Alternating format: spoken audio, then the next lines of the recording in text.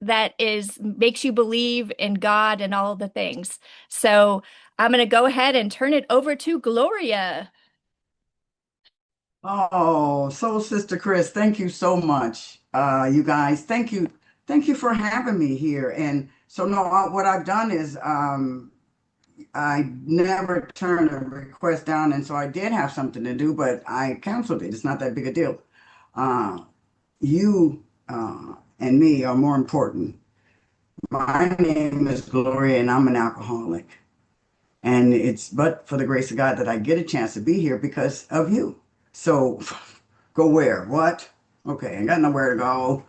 Uh, my sobriety date is April 4th, 1999. And before then, I didn't have a clue about living. I didn't have uh, a clue about a whole lot of things. I'm drunk all the time from probably 19, oh Lord, here we go, 1968, right? And I know, I look 47, uh, well, 57, well, okay, 67, let's go. So I'm 70 years old, and so I get a chance to be here, right? And not because I had anything to do it, but because there's a God, a power, I say, he who has many names brought me through. So let me take you through some things. Before I started drinking, I was a church girl. My grandparents were ministers. My dad was in the army, so I was an army brat and a church girl. But I was an army brat first, and overseas and everything. And but my mom always read the Bible, and the big Bibles, the big ones about this big on your table that they used to open up and just that it warded everything off, right?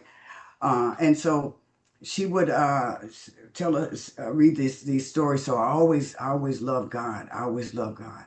And so when we came back to the States, um, eh, now you guys know what's going on in America. Come on, let's quit playing, right? But in 1962, the same things were going on and worse. And so we left France, really nice place. We stayed in a big chateau and everything. We came to Alabama. Now, nobody should be going to Alabama. I say that that's part of nobody should be going to Alabama. No person of color should be going in 1962. So here we go. We're there, and wasn't bad at all. It was a culture shock, but it was like okay because I had the grandparents. My grandparents were just like, yeah, right. Well, yeah, and so my grandfather was this soft-spoken minister, and then we got up to the lecture, he would just let it rip. And so you knew God was going to do something, right? So, and then there was a lot of other activities. He was involved, a freedom fighter, right? And so it wasn't strange for Dr. Martin Luther King. It wasn't strange for Abernathy. It wasn't strange for these people to come to the house and they would talk about equality, right? So, and I didn't know what equality was, but I know it was not racism, right? I didn't know, but I knew that I knew. And so I like, okay, equality, just like when I got to the program, I didn't know what sobriety was. Everybody kept talking about sobriety. And I like, well, sobriety or recovery, where am I, right? I didn't know. But you know how you don't know when you're just trying to be cool. Yeah, I hope. See, I didn't know a whole lot of stuff. So a lot of stuff I won't talk about because I don't know.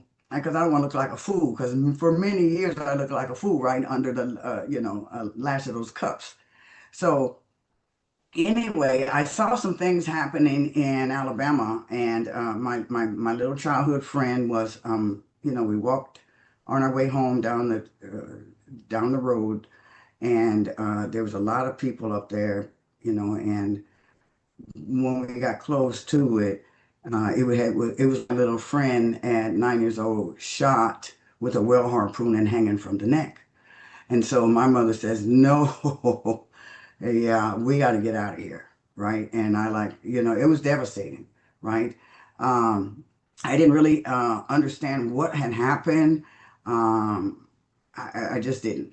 I had my sanctified grandparents, and I had an auntie that I never talk about, but I got to talk about my Aunt Rochelle. She sold moonshine, right?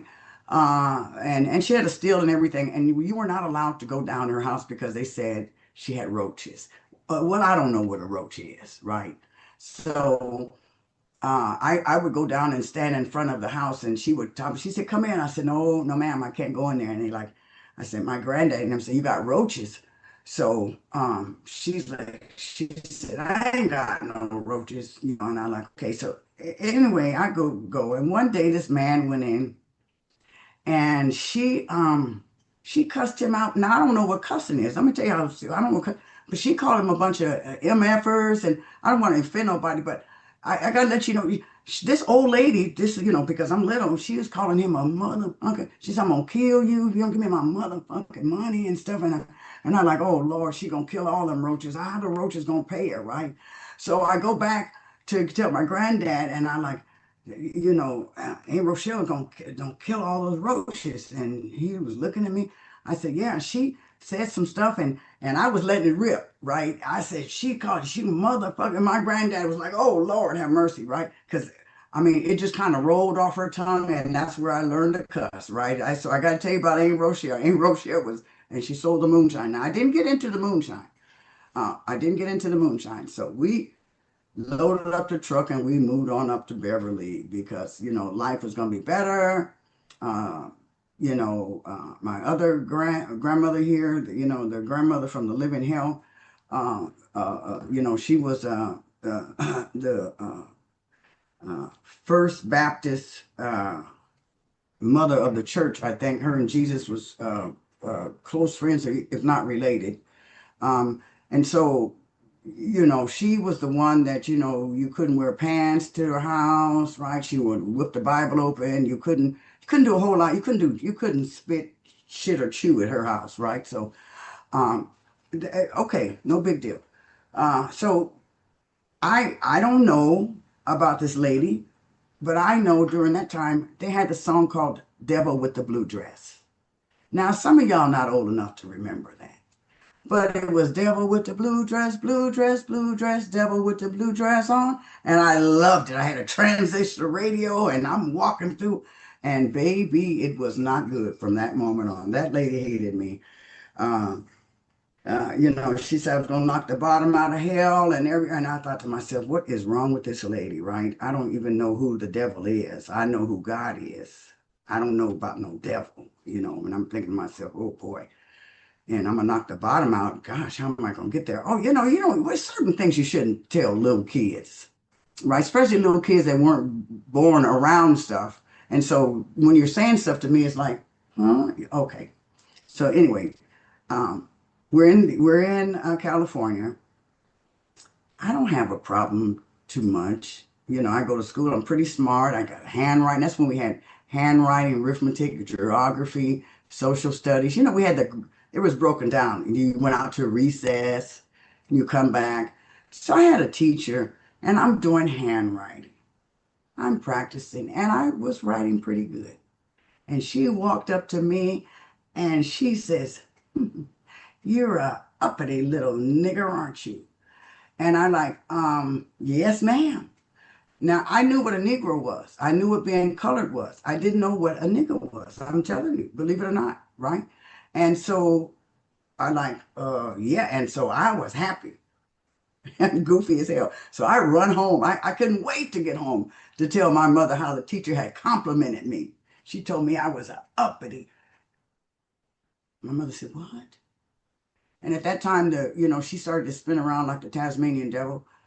And so I could have been, down in Tennessee being walked with the National Guard because the next day I should have been in Alcoholics Anonymous. I'm going to school. I got the NAACP with me. I have Johnny Cochran Sr. He was a big minister at First Baptist. I got my grandmother, and I'm walking through the school, and people are looking at me, right? And so now instantly I feel different. Give me a drink, please, quick, right? So I don't. I don't know about substances yet, but so I play the first string violin. I'm pretty good at it. I don't want to play the violin. I don't want to do. I sing in the choir, and I don't sing good. You already heard Devil with the Blue Dress on. I don't sing good. But you know, they let you sing when you're little. They think it's cute when you're making a fool out of yourself. So that's what I did.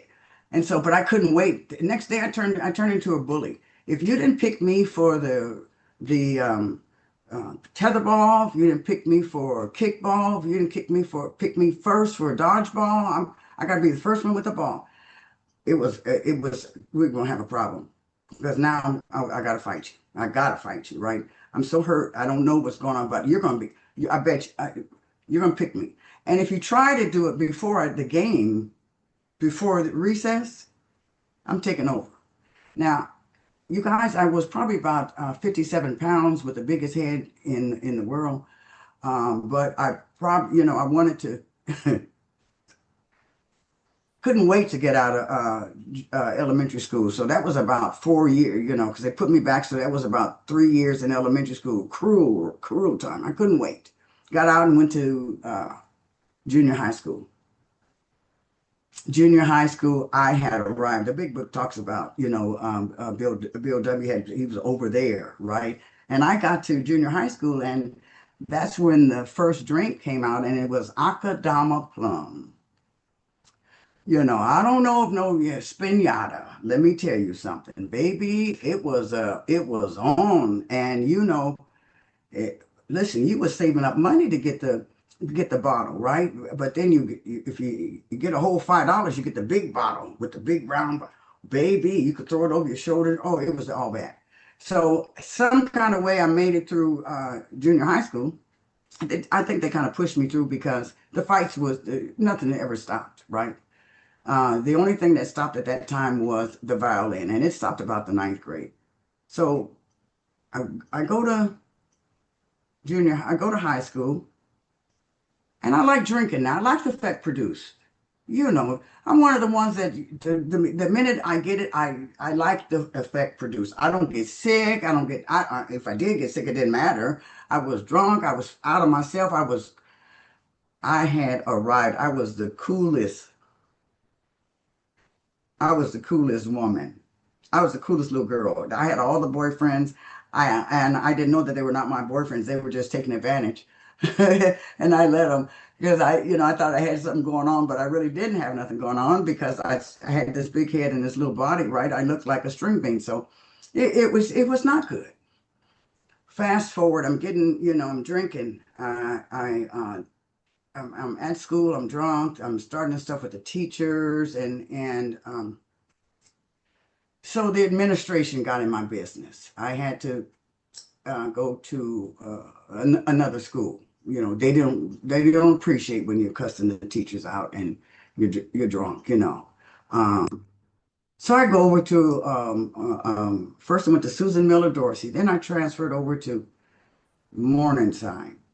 Oh my God. Karen Carpenter's running around there with her and her brother. We got these little drumsticks and it's all, but I just don't want, I'm too cool for all this because you can take me away from over here, but I'm gonna take the Akadama with me. But now I've gotten to Shivers Regal. I'm drinking out the pint bottle. Big purse. Oh, baby, let me tell you something. That Shivers did something. It made Akadama Plum look like a little choir girl, right? So I'm good. I get caught up with some people that I had no business. I tell you, I was not raised to do the things that I ended up doing, right? But I can tell you, after doing this work, these 12 steps, I understand that through this columns, it was a teacher that I allowed to rob me of every joy, self-esteem, everything, right? And so, uh, okay, I'm getting caught up with the pimps and the players. Now, hey, I told you the people was ministers. How do I get with the pimps and the players? Well, I'm gonna tell you, because they had the wigs on and they had the dresses up to their God Bless America, and they had a certain walk, and I like, yeah, yeah, yeah, that's what I want. So, because I had to come out the house, I had to roll my skirt up, because it wasn't no wearing no short skirt. I rolled my skirt up and I walked past the school, right? And I got caught up with these pimps, and this one guy says that you are pretty. Now, I told you what I was looking like. There was nothing pretty about me, or I didn't think, right? But the man said, "You are beautiful." And baby, I told him, I said, "You got the best taste in the world." Now, because I'm able to talk slick now, because I'm learning slick talk. I ain't talking about, thou shalt not. I ain't doing none of that no more. Now I'm living two lives. I'm a double. I'm a church girl at the house and I'm a tramp in the street. So, Morningside administration gets into my business because I don't want to go to school. And when I do go, I'm giving teachers problems because I'm drunk. Okay, so they send me over to the hood. I'll go to Manual Arts, baby, over in South Central. And I had arrived. It was on, and that was it. They pushed me out of, no, they didn't push me out of school. I left, and I became a prostitute, drunk prostitute, all over the United States, going from Salt Lake City to Nevada, Colorado. I'm just drunk with this pimp that says that I was the most beautiful thing he had ever seen. So whatever he said was true because he had such good taste. Uh, by the time I was 18 years old, I was on my way to state prison for armed robbery and murder. And I don't know uh, what went on. I know there were some other people involved, but I don't know. I don't know.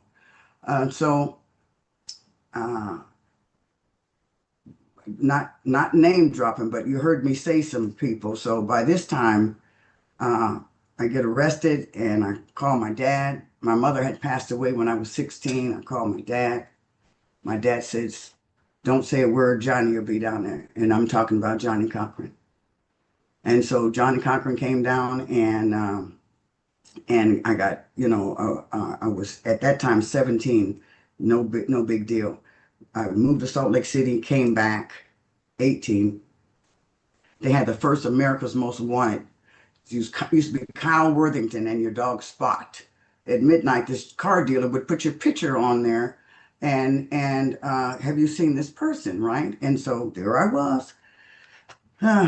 The lady, I went back, came back to Los Angeles, went to the place that I was, and went to the store, and the lady recognized me. Hi, you long time no see. Yeah, yeah, yeah, yeah. Give me some drink. I don't want to. Yeah, just small talk.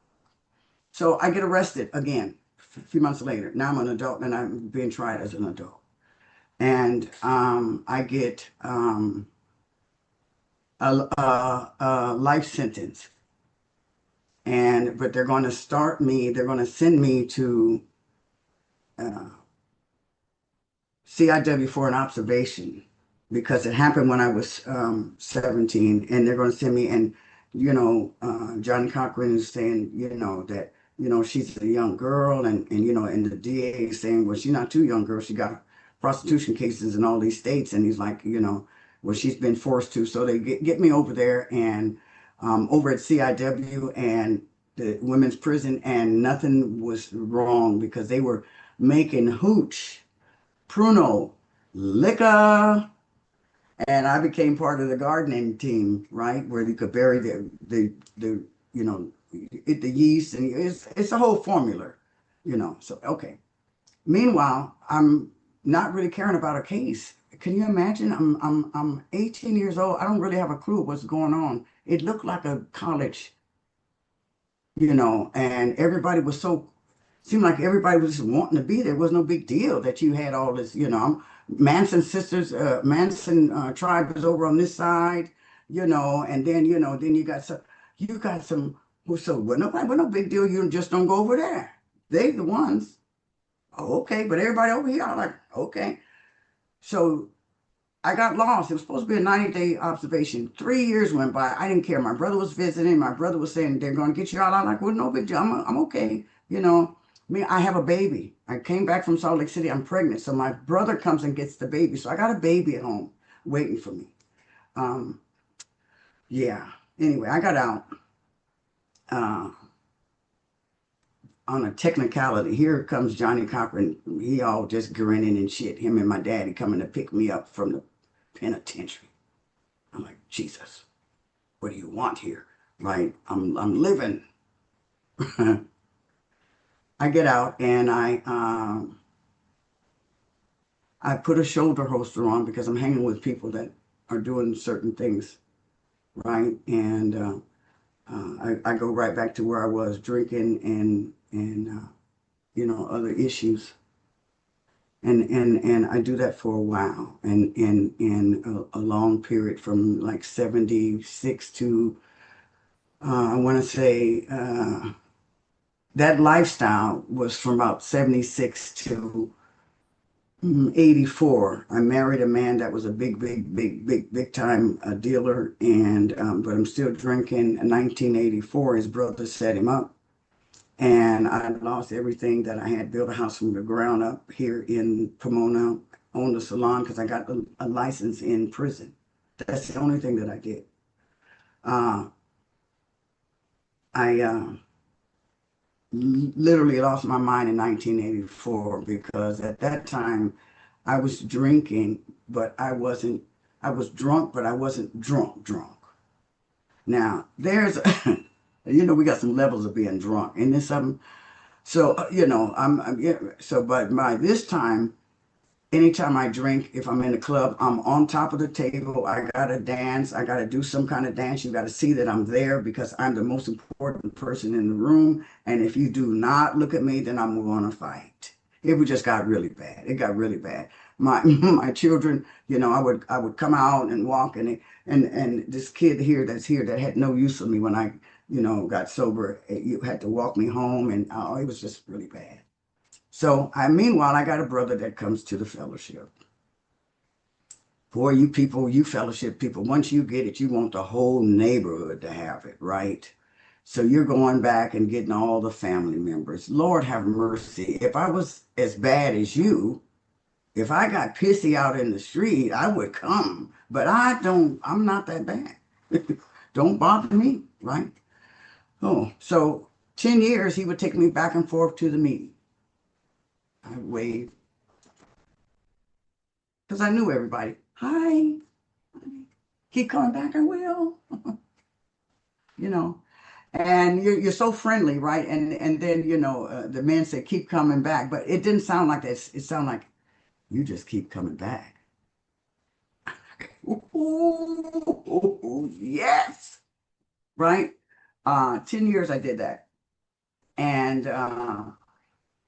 I remember going to bed at April 3rd, 1999. I was done. I was done. I had reverted to look like that little girl in elementary school. I had the biggest head with the littlest body. It's kind of like I had the rickets, right?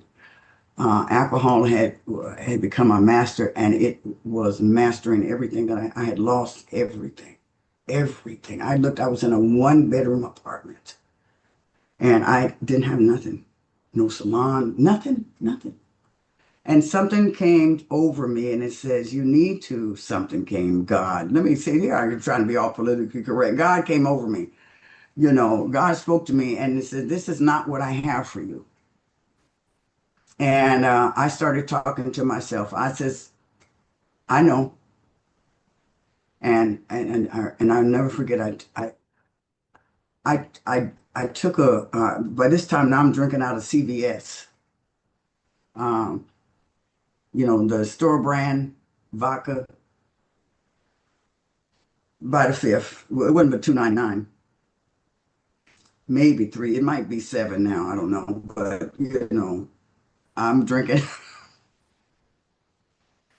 So I walk into, I said, God, if you let me sleep all night, I'm gonna go down there where my brother goes because I had lied. They tried to get me in treatment before my sons, and I told them I ain't got no problem. What you talking about? They said, Mom, we'll pay for everything. I'm like, pay for what? For what? And then I'm a raunchy mouth, so I cuss the poor little kids out, talking about a problem. What? You're the problem, right? So April 4th, I walked into Alcoholics Anonymous meeting, and I have not been out since. I couldn't. I had nowhere else to go. When you talk about the last house on the block, that's really what it was for me. I had nowhere else to go, and I didn't know what was going on, but I knew that I didn't want what I had been getting.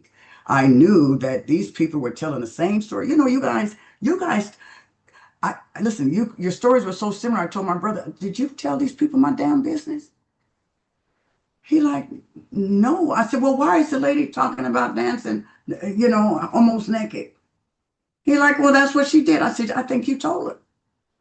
You know, how about waking up with strangers? Why is this woman telling my story? He said, "The similarities."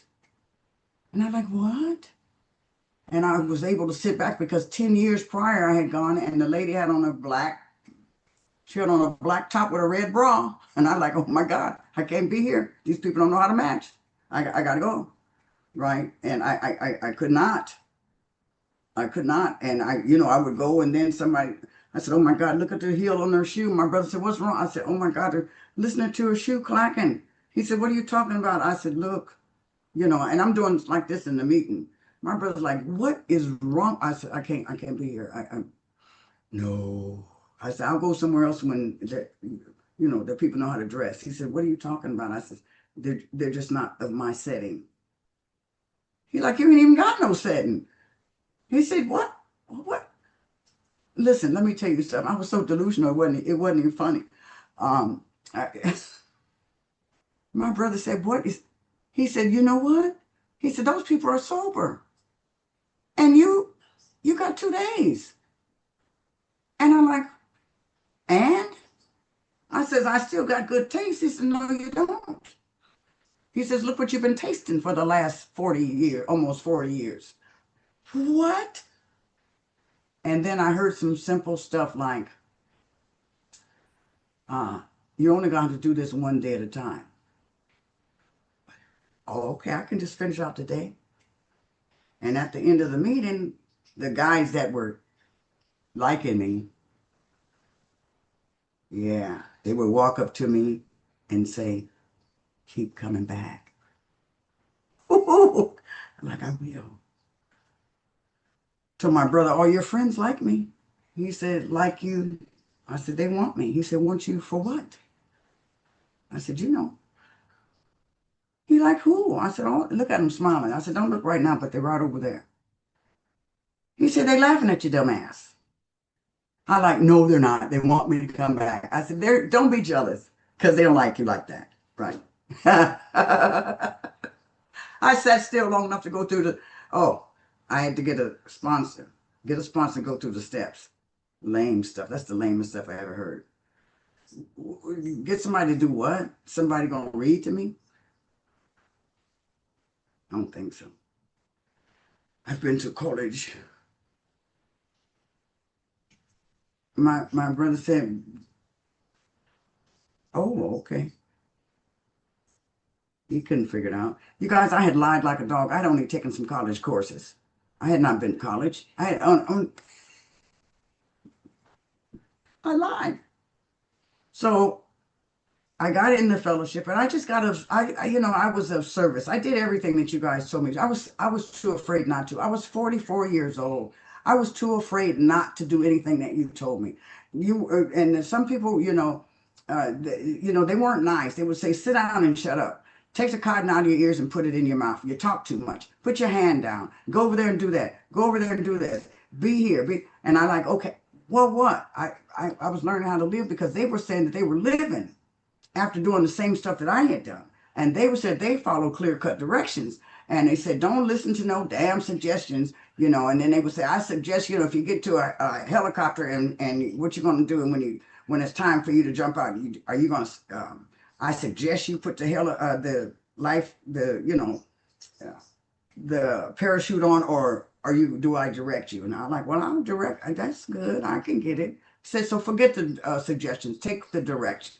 Then they told me, they're like, "Okay, go into, go here, go here, go here." I had every commitment. My sponsor told me, finally, I went and asked the lady to sponsor me. And the book came alive. The book came alive. And I like, whoa. But just before it did, I heard a lady say, rarely have we seen a person fail that necessarily followed our path. Those that do not recover simply will not get themselves to this simple program. Usually men and women who are constitutionally capable of being honest with themselves. For the thing I heard him was they're such unfortunate. What? I'm not gonna be unfortunate. That's what I heard. I'm unfortunate. Unfortunate. I ain't smart. I ain't retarded. My brother said, yes, you are. And I said, no, I'm not unfortunate. He like, what? I says, I'm gonna get this. I'm gonna get somebody to sponsor me. And I walked out and to a lady at break time and I said, ma'am, I didn't. I said, Carla, would you sponsor me? She lived right across the street from me. And I saw her walking Hope with a little tank top on as a skirt. So I knew she knew how to stay sober. She was 10 years. She had 10 years. So I knew she knew how to stay. So let me get somebody that knows. And the book came alive and I got active in the program. And that's all I've been doing for the last 26 years, being active in the program. Wherever you want me to be is what I'm going. Wherever you want me to do, I'm going. Put your hand down. Don't take another committee meeting. Go on over to the GSO. What? Oh, yeah. What they do, gave me a manual. I had already learned to read the big book. I've already learned to read the 12 and 12. I'm paying attention. I know what's happening now. Give me a manual. Whoa. Get over there. Some, they say some point of information. Shut the parliamentary inquiry. It was like, oh Lord, shut the floor down. Let's discuss this, right? They're like, you're doing too much. Go on over to World Service. Okay. Now give me a manual this big. Me and the manual go to the meeting together. The manual has a chair and I have a chair. And I'm waiting on somebody to break a tradition. I'm posted like this. They would like, and every time somebody say something, I flip the book open and I look over at them.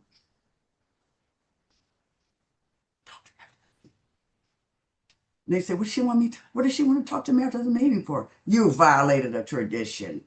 You said the wrong word. They're like, what?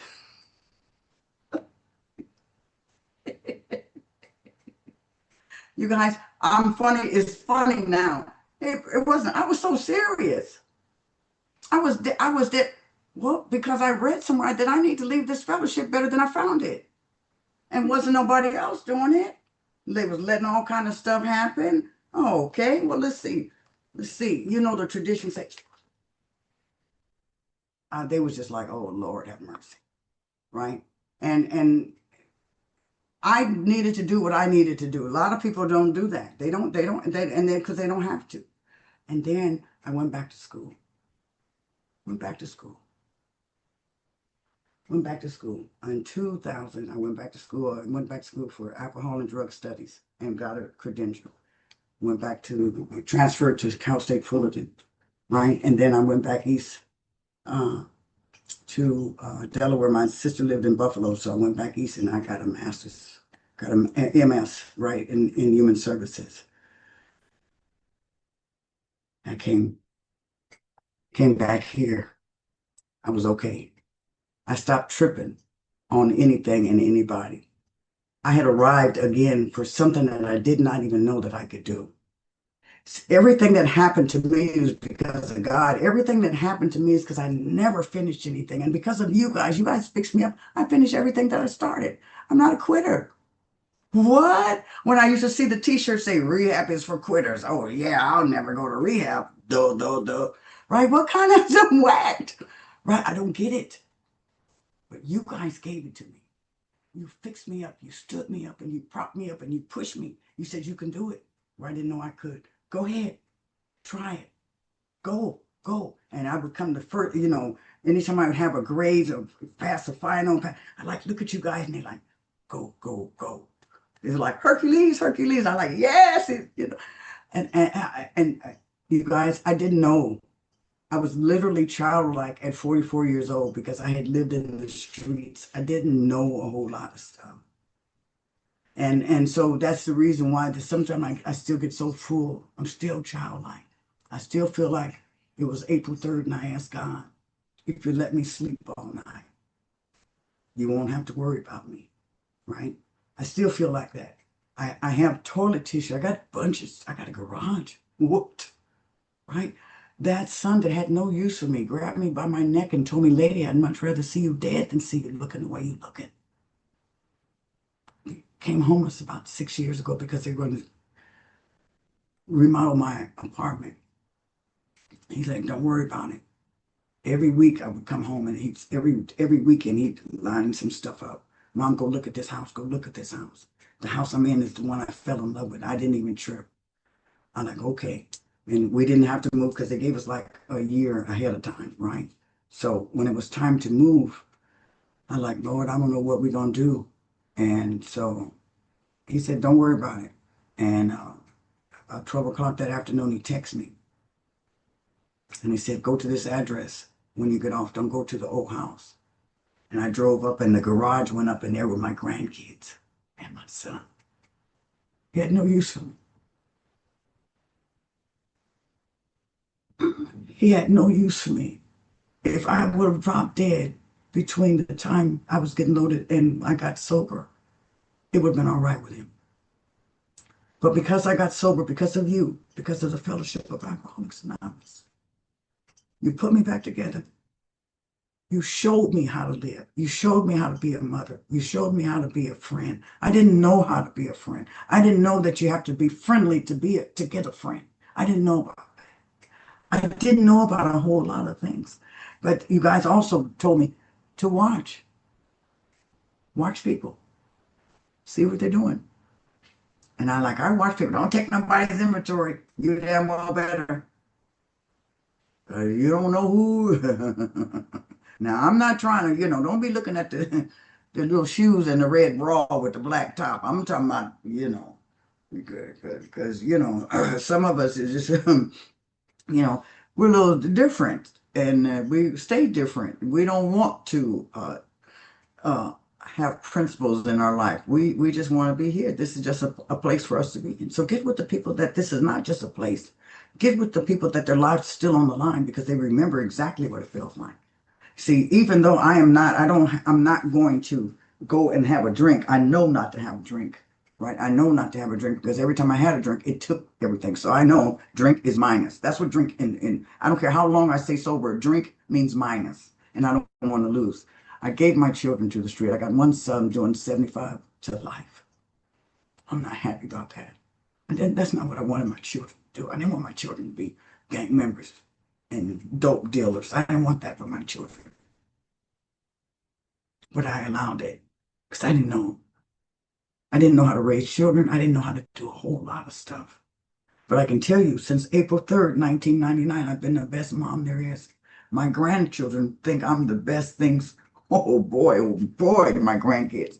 They, one's 2 or 20, one will be 28 next week. One just made 28. There's a 22-year-old, there's a 17-year-old playing basketball for Etowanda, football for Etowanda High School, Then I got these little ones that they say, Grandma Glow. Grandma Glow? What? What? Gigi, what?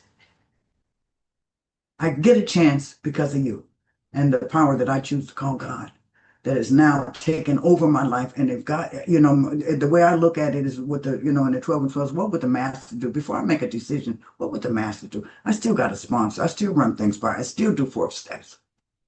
I still make an amends, right? I still do everything nothing has changed. It's just that I know how to live outside of here, right? Out there. I come into the meeting, a couple of times a week to huddle up to see what's going on and break, going back out to live, right? That's what I get a chance to do because of you, right? So I'm so grateful. I tell you, I started a union at my agency, the first substance abuse foundation from San Francisco to San Diego. We are unionized. I am the union steward for Southern California because everybody's too scared to speak up. You guys sent me the World Service, I can speak up. What? What you talking about? Right? But I've always been able to speak up for the right thing, right? Because I defended the wrong. I defended alcohol. I defended alcohol with my life. So why wouldn't I defend living? I have to, right? It's my obligation. It's my privilege. It's my honor. My life was saved. I was on the, my life was on the line. I don't know how many times I can tell you that I've been alcohol poisoned. Can't tell you. Can't tell you how sick I've been sometimes and still continue to drink. I don't have any ailments. I'm not sick. No, so far, nothing's wrong with my kidneys and my liver. And I'm saying I'll be 71 years old in December. I'm trying to work it out now. I ain't trying to run into old because I'm already old. I ain't trying to just like, I'm trying to like work out and stuff, don't be too old that quick. But it's happening, right? I don't care. I'm satisfied because of you. It's the reason why I'm so satisfied because you guys put me back together. For you, I'm eternally grateful. For God, I'm extremely privileged that all those years He kept a spotlight on me. And when it was enough, enough was enough. I got to you and I came all the way in and I said all the way down. Thank you for allowing me to share. Thank you so much, Gloria. I'm going to ask everybody to unmute and thank Oh my you. God, Gloria, Thank you so so much, much. Gloria. Never That too was early, incredible. Gloria. All right. Incredible. Thank you, Love you, So sis. happy to Gloria. hear you. Gloria, So great share, Gloria. Great wonderful. share. Thanks, Thank you. Gloria. That is Thank Thanks, you, Grandma Gloria. Flo. Thank you. so much love. Okay. So let's see here. I think we need to stop the recording.